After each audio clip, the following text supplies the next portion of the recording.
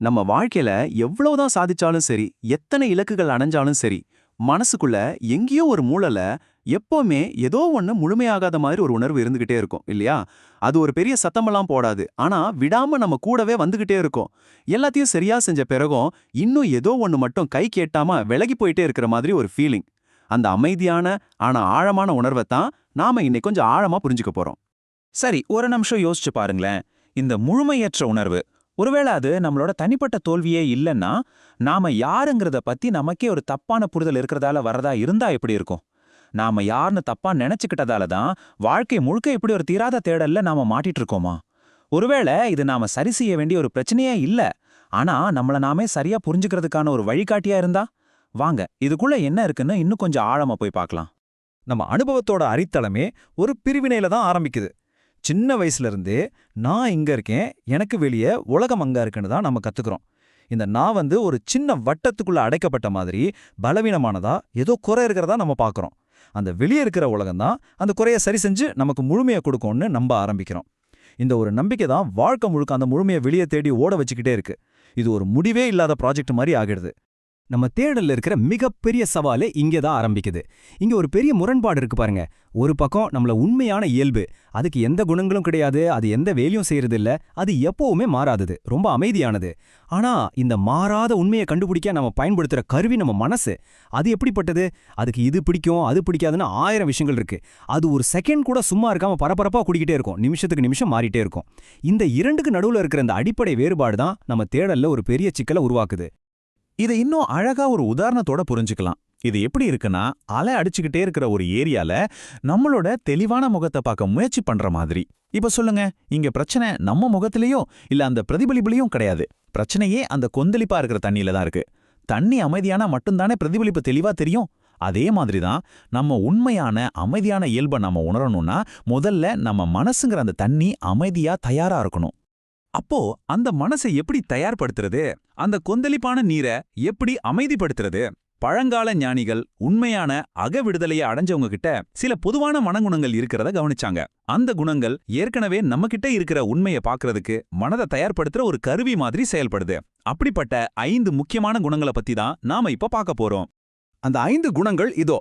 முதலாவது விவேகம், அதாவது பிரித்தறியும் திறன். இரண்டாவது பற்றின்மை. மூன்றாவது ஒழுக்கம். நான்காவது ஒரு தீவிரமான ஆர்வம். ஐந்தாவது பக்தி. இப்போ இது ஒரு பட்டியலா பார்த்ததும் ஐயோ இது ஏதோ பெரிய கடினமான விதிகள்னு நினைக்க வேண்டாம். இது கண்டிப்பா செஞ்சே ஆகணுங்கிற கட்டளைகள் கிடையாது. நாம மெதுவா புரிதலோட அடைய வேண்டிய இலக்குகளா இதை நம்ம பார்க்கலாம். சரி, முதல்ல விவேகம். இதுதான் எல்லாத்துக்கும் அடித்தளமான ஒரு திறன். எது நிலையானது எது தற்காலிகமானதுன்னு பிரிச்சு பார்க்குற தெளிவு தான் இது. உதாரணத்துக்கு ஒரு புது ஃபோன் வாங்குறோம். அது தர்ற சந்தோஷம் கொஞ்ச நாள்ல போயிடும். ஆனா சுய புரிதலால வர்ற அமைதி நிரந்தரமானது. இப்படி மாறிக்கிட்டே இருக்கிற எந்த ஒரு விஷயமும் நமக்கு நிரந்தரமான மகிழ்ச்சியை கொடுக்காதுங்கிற தெளிவான புரிதல் தான் விவேகம். இந்த புரிதல் வர வர நம்ம பாதுகாப்புக்காக இந்த உலகத்தை சார்ந்திருக்கிறத கொஞ்சம் கொஞ்சமா நிறுத்திடுவோம். விவேகம் ஆழமாகும்போது அதிலிருந்து இயற்கையாவே வர்றதுதான் வைராகியம், அதாவது பற்றின்மை. இது உலகத்தை வெறுக்கிறதோ இல்ல உணர்ச்சியே இல்லாம மறத்து போறதோ கிடையாது. இது ஒரு ஆழமான விடுதலை. விஷயங்கள் இப்படிதான் இருக்கணும் அப்படிதான் நடக்கணும்னு நாம மனசுல வச்சிருக்கிற புடிவாதத்திலிருந்து வர்ற விடுதலை. பொருட்களை நம்ம மனக்குறைக்கு ஒரு தீர்வா பார்க்காம அதோட உண்மையான பயன்பாட்டு மதிப்புக்கு மட்டும் பார்க்கற ஒரு அமைதியான நிலை. நல்ல சாப்பாட்டை ரசிச்சு சாப்பிடலாம், ஆனா அது எதிர்பார்த்த மாதிரி இல்லைன்னா உடைஞ்சு போகாம இருக்கிற மனநிலை தான் இது. அடுத்தது ஷமசம்பத்தி, அதாவது ஒழுக்கம். இது மனசையும் புலன்களையும் கவனத்தோட நிர்வகிக்கிற ஒரு உள்கருவி பெட்டி மாதிரி. இந்த விடுதலை பாதையில நம்ம கவனத்தையும் விடாமுயற்சியும் தக்க வைக்க இதுல 6 முக்கியமான உள்திறன்கள் இருக்கு. வாங்க அது என்னன்னு கொஞ்சம் விரிவாக பார்க்கலாம். அந்த 6 உள்ளொழுக்கங்கள் இதுதான். முதலாவது ஷமா, அதாவது மனதை நிர்வகித்தல். தேவையில்லாத எண்ணங்கள் வரும்போது அதோட சண்டை போடாம அதை அமைதியா கவனிக்கிறது. இரண்டாவது தமா, அதாவது புலனடக்கம். ஆசைகள் எழும்போது உடனே அதுக்கு அடிபணியாம ஒரு நிமிஷம் நிறுத்தி இது உண்மையிலே தேவையான்னு யோசிச்சு செயல்படுறது. மூன்றாவது உபரமா மற்றும் ஸ்வதர்மா, மத்தவங்க என்ன பண்றாங்கன்னு பார்க்காம நம்மளோட இயல்புக்கும் கடமைக்கும் உண்மையா இருக்கிறது. நாலாவது திதிக்ஷா, அதாவது பொறுமை. வாழ்க்கையில வர கஷ்டங்களை கோபமோ புகாரோ இல்லாம ஏத்துக்கிற மனப்பக்குவம். கடைசியா ஸ்ரத்தா, அதாவது இந்த பாத மேலையும் நம்ம மேலையும் நம்பிக்கை வச்சு இந்த பயணத்தை தொடர்றது. 4வது தகுதி முமுக்ஷுத்வா. இது சாதாரண ஆசை இல்ல. நம்ம சந்தோஷத்துக்காக இந்த உலகத்தை சார்ந்திருப்பதிலிருந்து முழுமையா விடுபடணுங்கிற ஒரு தீவிரமான எரியும் தாகம். இந்த தாகம்தான் இந்த ஆன்மீக பயணத்துக்கான இன்ஜின் மாதிரி.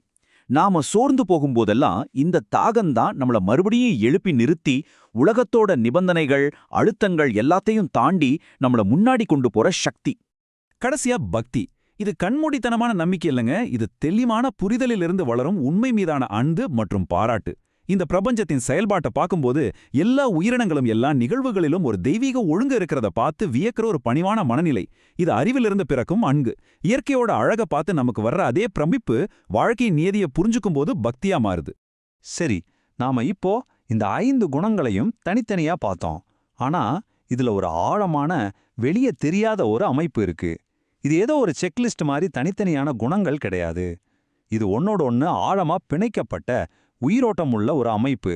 அது எப்படி ஒன்னா வேலை செய்யுதுன்னு இப்ப பார்க்கலாம்.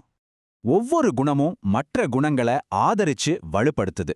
இது ஒரு நல்லொழுக்க சுழற்சி மாதிரி.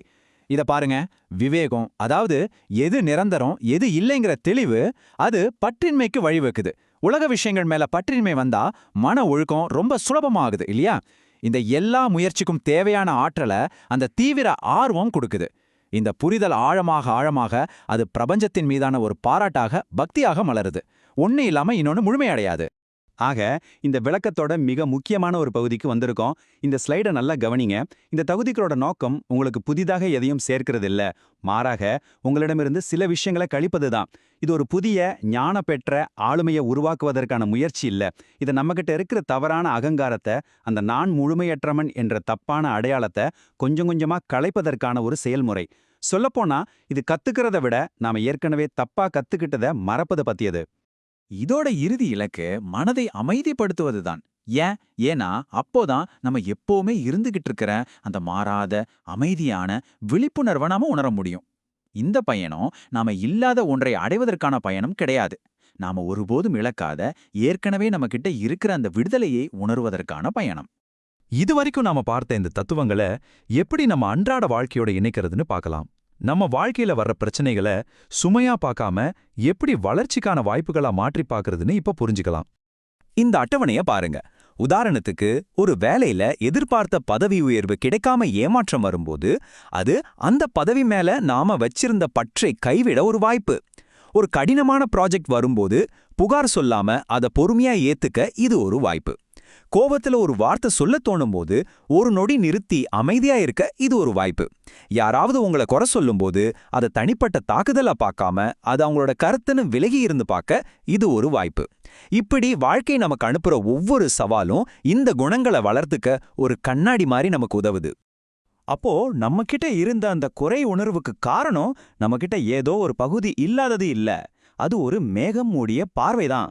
நம்ம செய்ய வேண்டிய வேலை கஷ்டப்பட்டு ஒரு புதிய வானத்தை உருவாக்குறது கிடையாது, அந்த மேகங்கள் தானா விலக அனுமதிக்கிறது மட்டும்தான்.